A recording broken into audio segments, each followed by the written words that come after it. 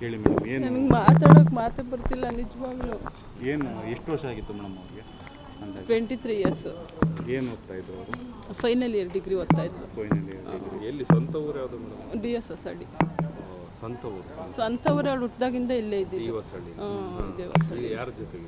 ಅಮ್ಮನ ಜೊತೆ ಇದ್ದವಳು. ತಂದೆ ಅವ್ರಿಲ್ಲ ಪಾಪ, ಅವಳು 9 ತಿಂಗಳು ಮಗು ಇದ್ದಾಗೇನೆ ಅವ್ರ ಅಪ್ಪ ತೀರ್ಕೊಂಡ್ಬಿಟ್ರು. ಅವ್ರ ಅಮ್ಮ ತುಂಬ ಕಷ್ಟಪಡ್ತಾರೆ.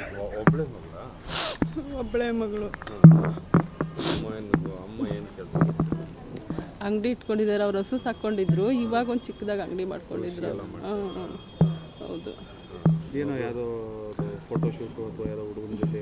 ಅದೆಲ್ಲ ನಂಗೆ ಪ್ರಾಮಿಸ್ ಗೊತ್ತಿಲ್ಲ ಸರ್ ನಮಗೆ. ಅಂದರೆ ಅವಳು ಪ್ರೊಫೆಷನ್ ಮೇಕಪ್ ಆರ್ಟಿಸ್ಟ್ ಆಗಿದ್ಲು, ಜೊತೆಲಿ ಓದ್ತಾ ಇದ್ಲು ಫೈನಲ್ ಇಯರ್ ಡಿಗ್ರಿ ಓದ್ತಾ ಇದ್ಲು ಅಷ್ಟೇ.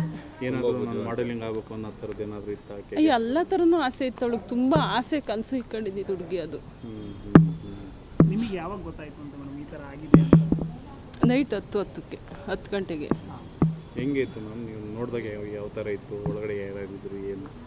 ಏನಿಲ್ಲ, ಅವ್ರ ಅಮ್ಮ ರೂಮಲ್ಲಿದ್ರು, ಆಚೆಯಿಂದ ಚಿಲ್ಕ ಹಾಕೊಂಡಿದ್ಲು, ಅವಳು ಹಾಲಲ್ಲಿ ಅವಳಿದ್ಲು.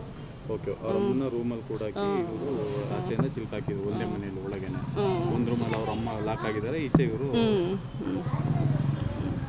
ಕಾರಣ ಏನಾದರೂ ಗೊತ್ತಿದೆಯಾ ಮೇಡಮ್? ಸರ್ ನಂಗೆ ನಿಜವಾಗ್ಲೂ ಗೊತ್ತಿಲ್ಲ ಸರ್ ಕಾರಣ. ನಮ್ಮ ಹತ್ರ ಯಾವಾಗ ಎಲ್ಲ ನಾನು ಇಲ್ಲಿ ಹೊಸಳ್ಳಿಗೆ ನಾನು ಬಂದಾಗಿದ್ದ ನನ್ನ ಹತ್ರ ಹೆಂಗಿದ್ಲು ಇವತ್ತಿಗೂ ಹಂಗೆ ಇದ್ಲು.